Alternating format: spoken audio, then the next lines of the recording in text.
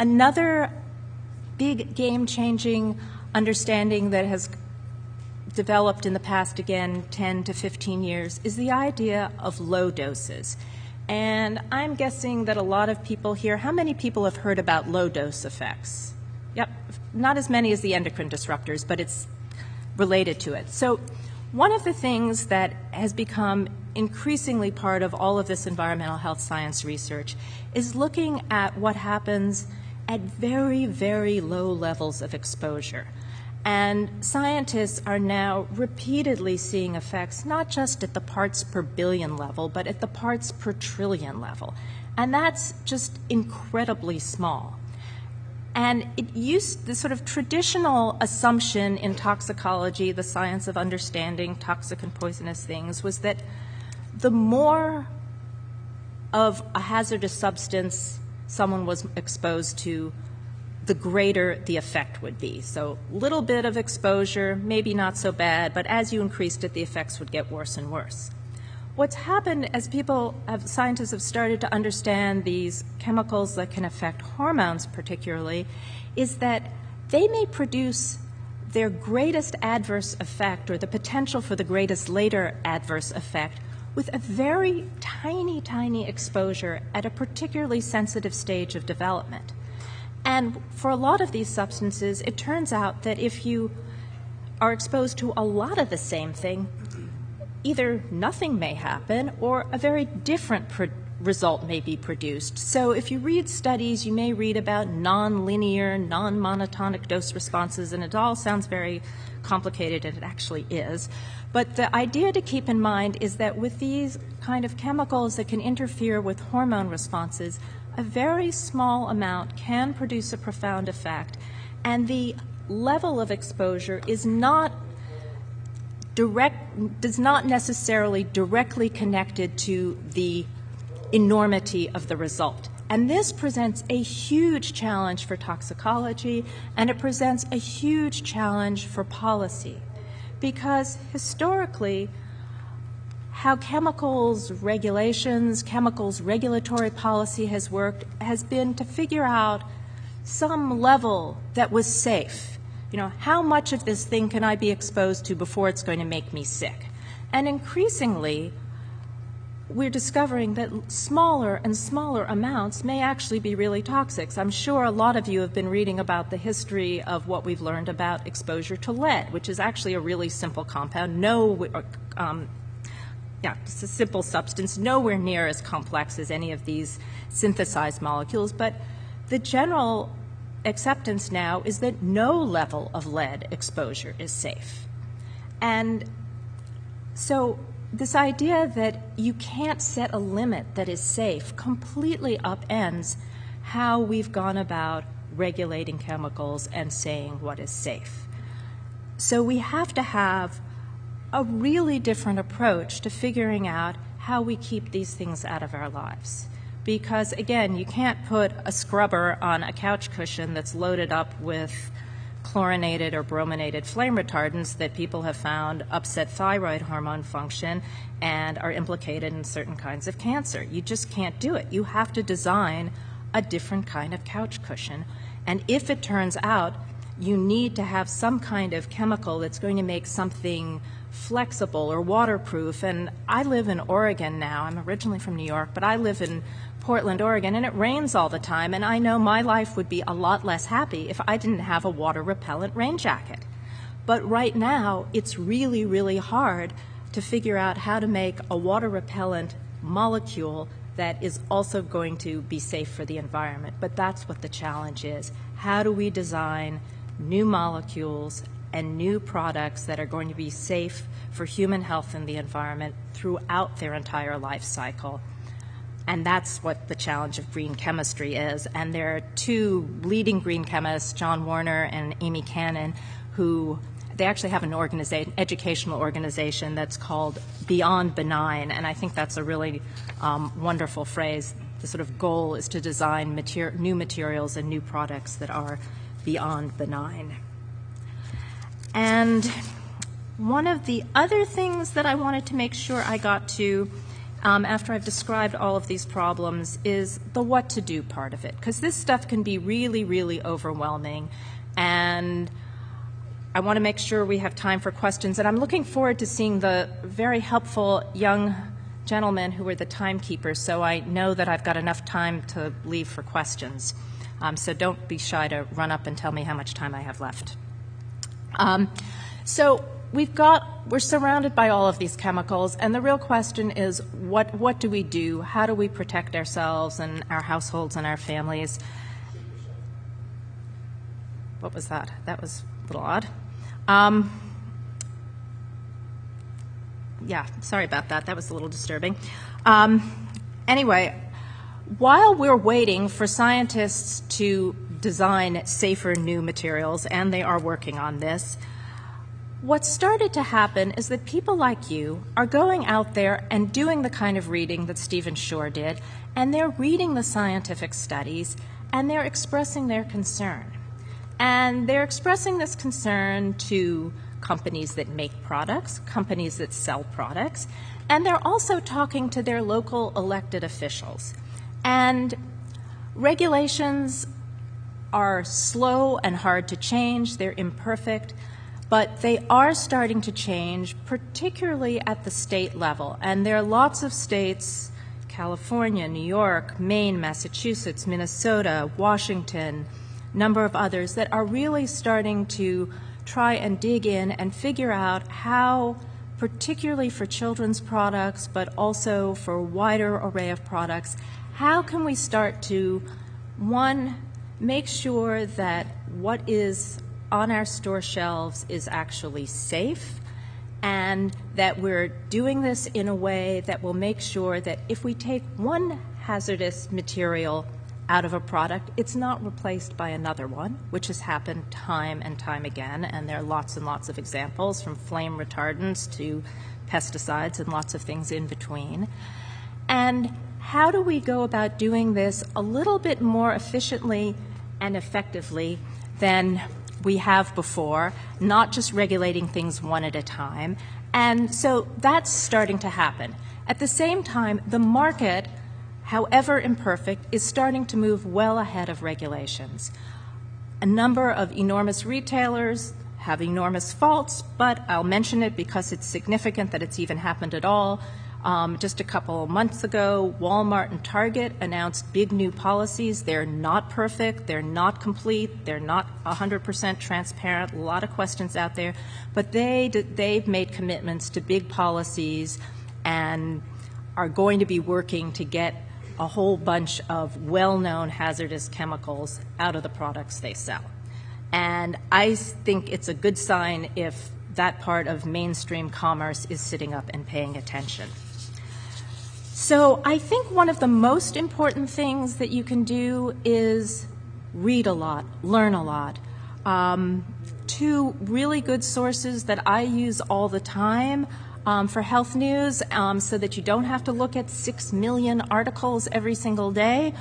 There's something called Environmental Health News, and they pull together all of the best reporting on environmental health, and they put together headlines and little summaries, and then they do their own extremely good interpretations of new science. It's freely available online. Another really good source that I like to use is what comes out of the National Institute of Environmental Health Sciences. They have a publication called Environmental Health Perspectives.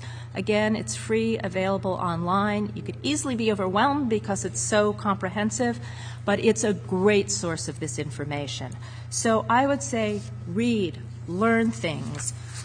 I think we need to go beyond the teeny type on the labels, because I even get confused. Those ingredients change all the time, and I think one of the things that's really important is to make sure we get to a point where those things are safe without having to read those ingredients. Everybody will always have personal preferences, but I like to think that the product will be safe for somebody who's in a real hurry with 2 little kids who are impatient to get home and doesn't have time to take out a magnifying glass, let alone have a smartphone to read something on a website.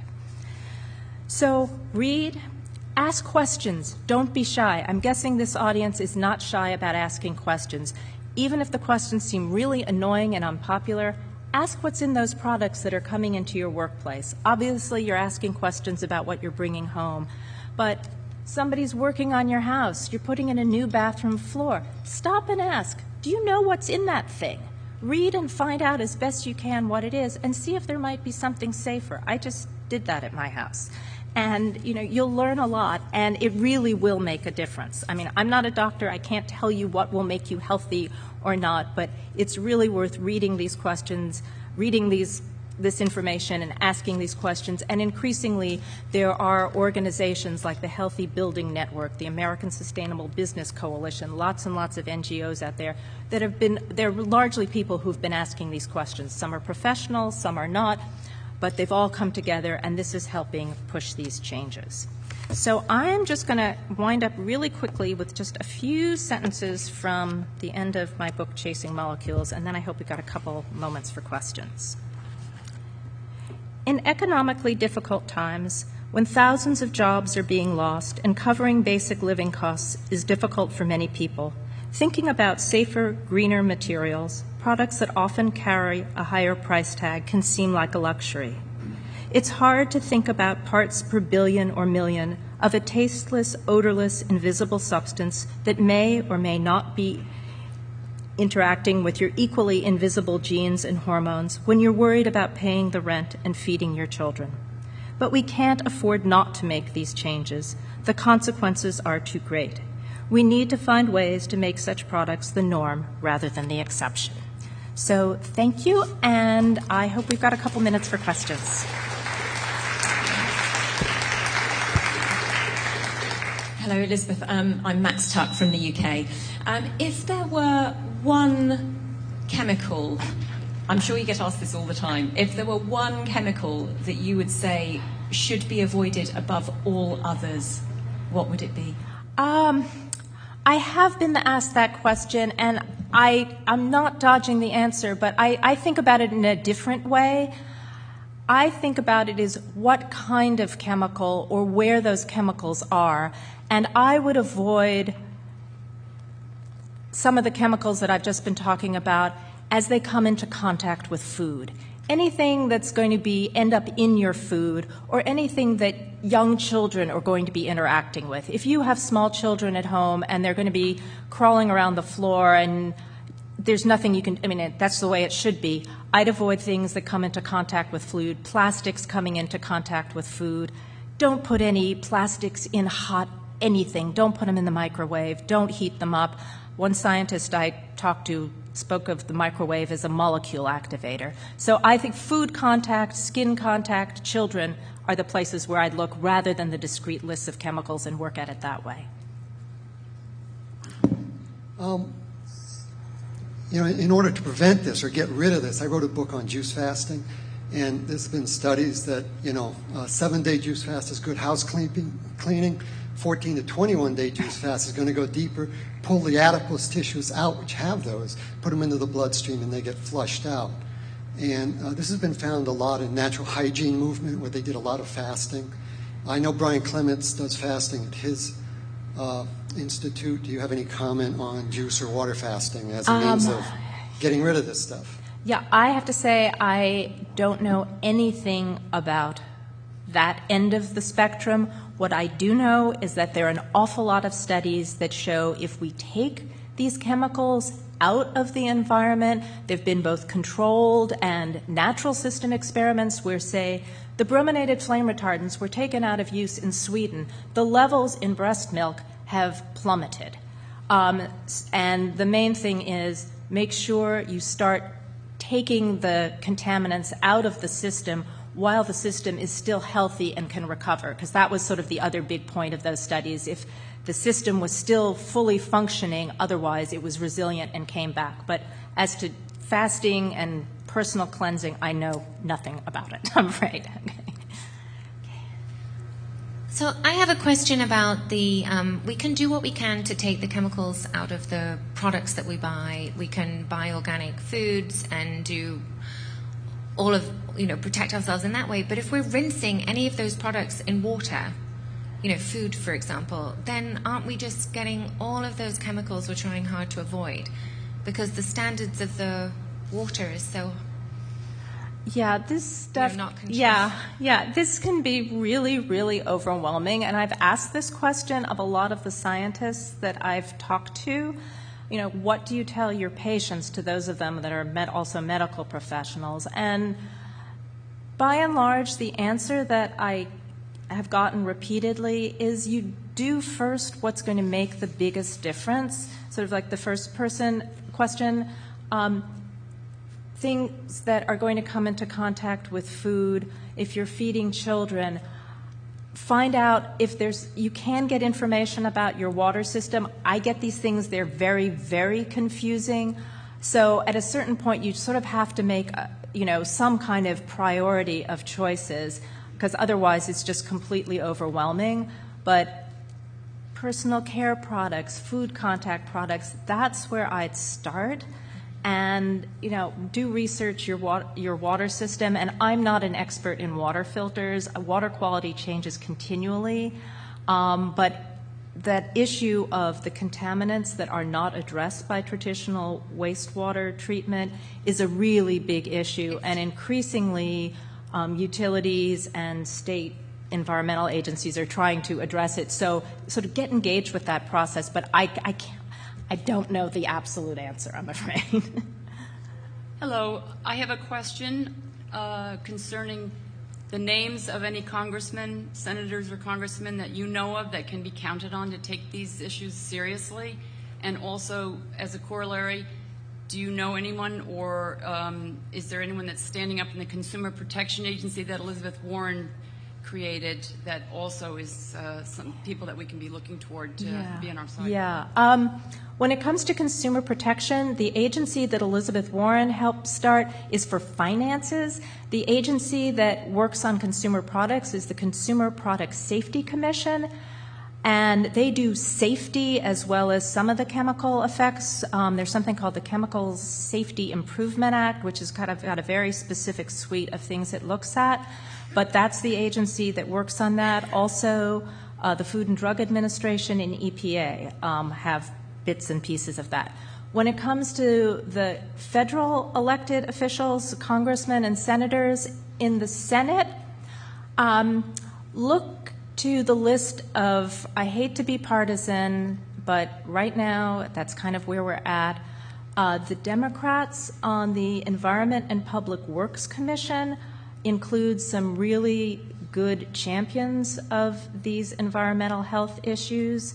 There are a couple of Republicans that kind of move over to that side as well, but some of that changes, so I'm not quite up on exactly who those are.